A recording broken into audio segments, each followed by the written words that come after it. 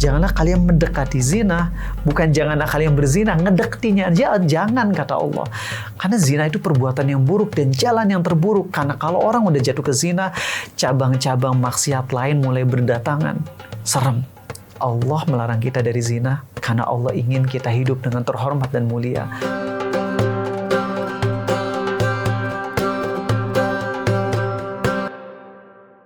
Assalamualaikum warahmatullahi wabarakatuh. Bismillahirrahmanirrahim. Wassalatu wassalam ala rasulillah. Zina itu nggak selalu langsung kepada intinya, yaitu dengan anggota badan. Tapi itu dimulai dengan step by step. Teman-teman semua, kalau ngomong tentang hukuman pezina dalam Islam, itu kan serem banget ya. Kalau di akhiratnya azab Allah, di kuburannya sabda Nabi SAW dalam hadis Sahih Bukhari tentang siksa kubur bagi pezina, yaitu laki-laki perempuan pezina dalam kondisi tidak berbusana, mereka akan dibakar dari bawah. Ketika apinya nyala, mereka akan lari ke atas, lalu apinya padam, mereka jatuh lagi. Seperti itulah mereka, naik turun sambil dibakar. Itu siksaan di kubur, belum di akhirat.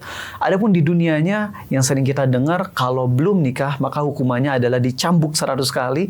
Kalau udah menikah maka dirajam. Tapi ini semua nggak langsung to the point kayak gitu. Ada syarat-syarat untuk menuju hukuman. Pertama adalah ketahuan oleh 4 orang saksi yang soleh, yang 4-4-nya harus melihat secara langsung tanpa adanya pembatas selimut atau apapun. Jadi harus melihat langsung terjadinya perzinahan. Dan itu hampir nggak mungkin. Secara teknis belum pernah ada yang kejadian seperti itu. Sehingga kalau kita ngelihat dari dulu-dulu orang-orang yang pernah dihukum karena berzina sampai ada yang dirajam di sebagian negeri atau ada yang dicambuk 100 kali, itu tuh bukan karena ketahuan oleh 4 orang saksi, tapi karena para pezinanya yang ngaku kepada hakim syar'i bahwasanya mereka telah berbuat zina dan mereka mengaku 4 kali, barulah mereka dihukum.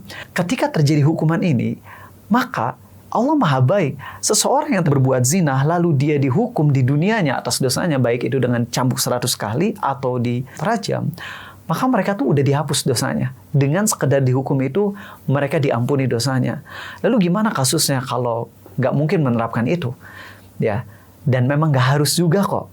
Orang yang terjerumus ke zina, dia kalau tidak ketahuan, dia taubat ke Allah, Allah ampuni.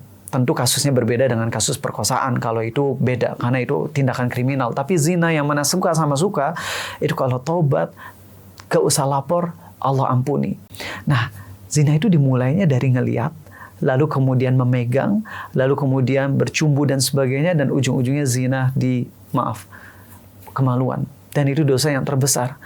Maka Allah Maha Baik. Allah tahu lemahnya manusia. Cowok ngelihat cewek cantik, begitupun sebaliknya cewek ngelihat cowok cakep. Itu kalau misalnya dimulai dengan ngelihat lalu ngomong mesra berdua, jangan bilang gue imannya kuat, enggak. Wong manusia yang dari dulu aja sahabat Nabi SAW yang banyak banget yang soleh. Namun ada yang terjerumus juga, yang udah dijamin surga tuh. Secara umum sahabat Nabi SAW itu Allah ridho pada mereka. Dan ridho Allah berarti insya Allah mereka masuk surga. Tapi ada yang jatuh juga ke zina. Wanita Gomidiah terjatuh ke zina. Lalu mereka nyesel. Sang wanita dan laki-laki yang berzina ini nyesel, taubat.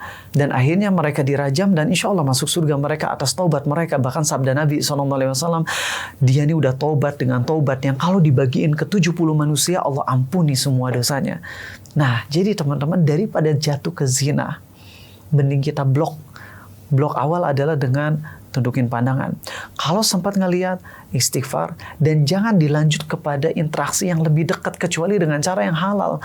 Kalau kita emang udah mampu nikah, langsung datang kepada ayahnya. Kalau emang belum, maka tahan. Mungkin rasa nahan dari ingin zina itu berat, iya. Tapi kalau dilanjut tuh lebih berat.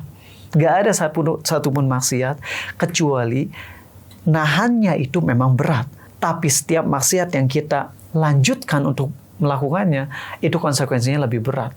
Bukankah udah banyak tuh yang akhirnya terjatuh ke zina, kemudian hamil, aborsi, bahkan ada juga yang bunuh diri, bahkan ada yang saling ngebunuh. Itulah kenapa Allah berfirman, وَلَا تَقْرَبُوا الزِّنَا إِنَّهُ كَانَ فَاحِشَةً وَسَاءَ سَبِيلًا.